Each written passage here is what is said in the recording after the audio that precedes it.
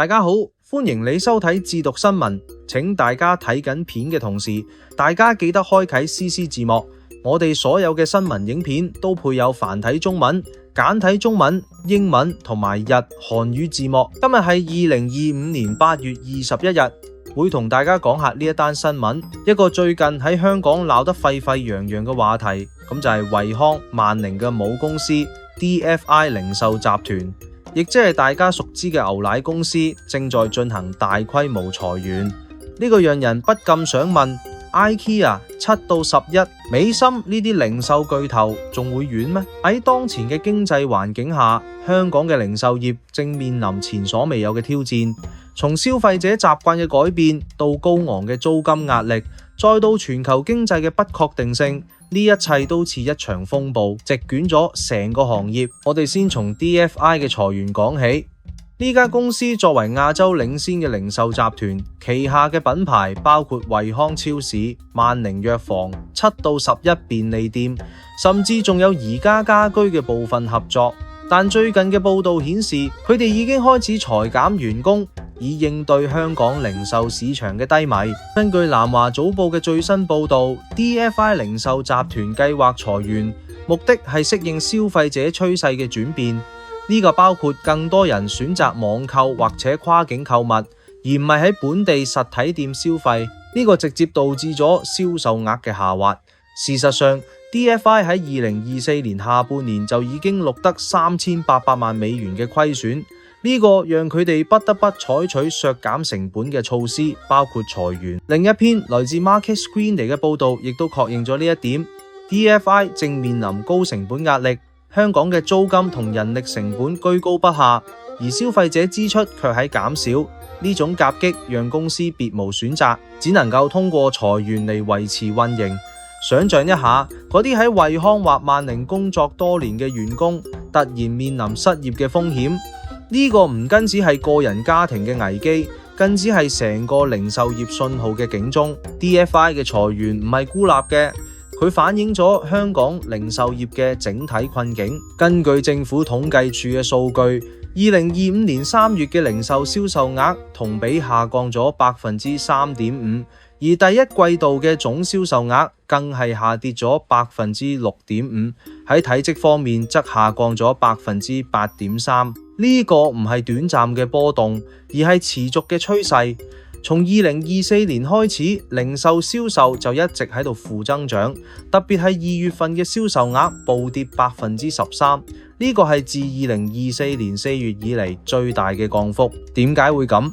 一方面，香港嘅經濟復甦比預期慢，雖然旅遊業有啲起色，但本地消費者嘅購買力並冇跟上，好多人選擇去深圳或內地購物，因為嗰度嘅價格更低，選擇更多。呢個直接衝擊咗香港嘅零售店。另一方面，全球經濟嘅不確定性，比如美國嘅新關稅政策同移民收緊，亦都讓進口商品嘅成本上升，零售商嘅利潤空間被擠壓。好華永道嘅預測顯示，2024年嘅零售銷售將下降6%，而2025年雖然可能有輕微改善，但挑戰依然存在。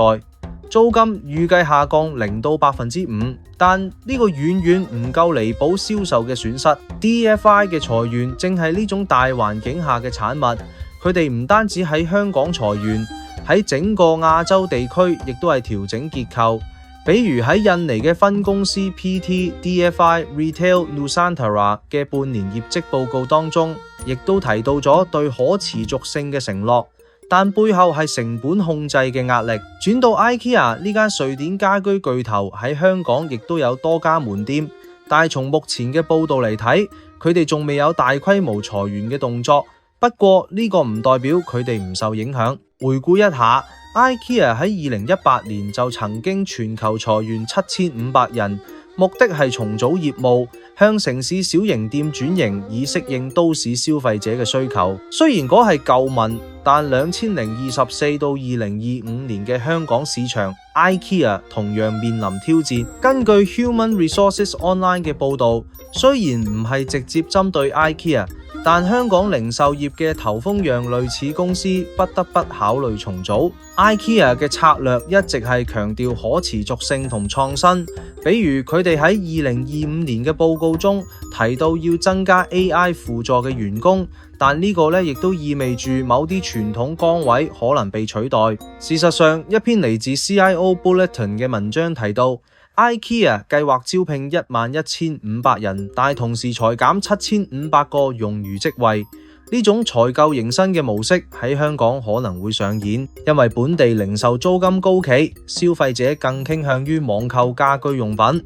萬一經濟繼續低迷， IKEA 嘅門店運營成本會成為負擔，佢哋可能會跟隨 DFI 嘅腳步進行裁員或者關店。畢竟香港嘅家居零售市場喺2025年第一季度銷售下滑明顯，家具同家居用品嘅銷售額下降咗超過 10%， 呢個讓 IKEA 咁樣嘅品牌壓力山大。跟住落嚟係7到11，呢個其實係 DFI 旗下嘅品牌，所以 DFI 嘅裁員直接影響到7到11嘅員工。報道顯示 DFI 嘅裁員計劃包括7到11嘅門店同後勤部門，因為香港嘅便利店市場競爭激烈，銷售額持續下滑。Seven Eye Holdings 呢家7到11嘅全球母公司喺2025年4月表示，由於美國關稅嘅影響，佢哋需要嚴格審視供應鏈並削減成本，呢個可能包括關閉低效門店。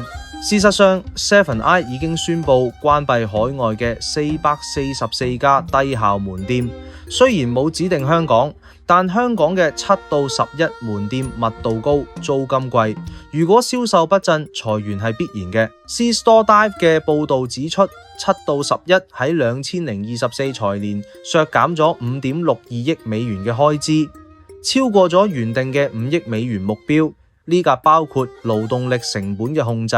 香港嘅7到11員工可能會感受到呢波衝擊，因為本地零售銷售喺2025年4月繼續下降 2.3%， 便利店嘅食品同日常用品銷售受到影響，消費者而家更注重價格，好多人轉向折扣店或者網購，呢個當讓7到11嘅便利優勢變得不明顯啊！如果 DFI 嘅裁員擴大，7到11嘅店員同物流團隊將首當其衝，呢個唔係遙遠嘅事，已經喺發生中。最後係美心呢一家香港本土嘅餐飲同埋零售巨頭，以蛋撻同中式糕點聞名，但佢哋嘅日子亦都唔好過。雖然2024到2025冇大規模裁員嘅直接報導，但從歷史嚟睇，2020年美心就曾經裁員100人，因為疫情同埋門店關閉嘅雙重打擊。而家類似嘅挑戰又翻嚟啦。根據 The Standard 嘅舊報導，美心喺疫情期間關閉咗多家門店，導致員工失業。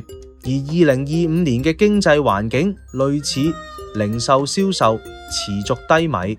南華早報嘅調查顯示，25% 嘅香港僱主計劃喺下季度裁員，呢包括餐飲同埋零售業。美心作為大型集團，好可能在內。事實上，美心嘅母公司 Maxims Group 喺 Glassdoor 上嘅員工評價顯示，工作壓力大，薪資增長慢。喺經濟不景氣嘅時候，呢種情況會放大。香港嘅餐飲零售喺2025年面臨高達 13% 嘅銷售下降，特別係2月份嘅數據。美心旗下嘅咖啡店同埋快餐連鎖可能需要調整人力。普華永道嘅報告強調，零售業嘅復甦比預期慢，消費者支出轉向內地。呢對美心咁樣嘅本地品牌係致命嘅，佢哋可能唔會馬上大裁員，但如果銷售繼續下滑，關店同埋裁員就喺眼前。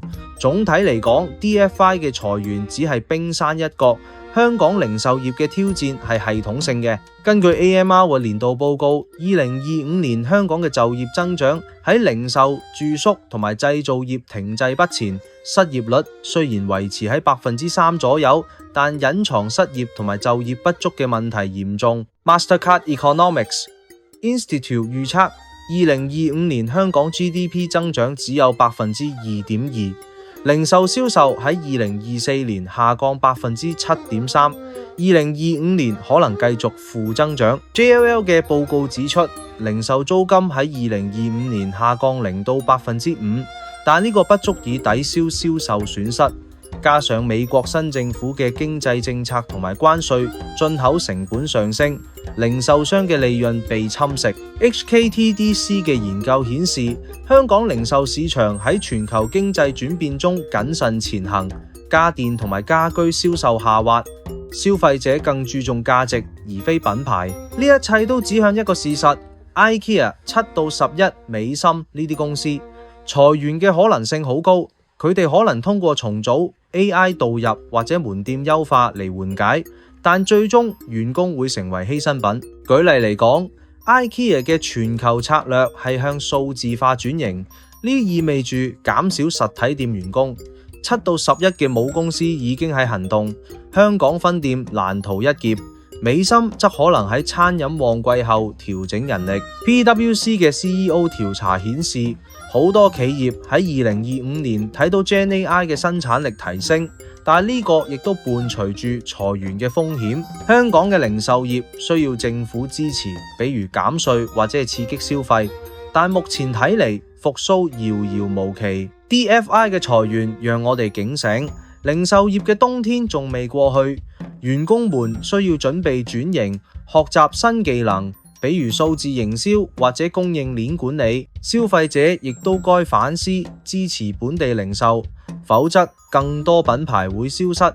總之 IKEA 7到11，美心離裁員不遠啦，呢個係經濟現實，我哋只能希望轉機早日到來。新聞內容就講到呢度，如果你對以上嘅內容有咩睇法，歡迎在評論區留言分享。如果你喜歡今日嘅內容，記得幫我哋點讚、訂閱同埋分享。我哋下條影片再見。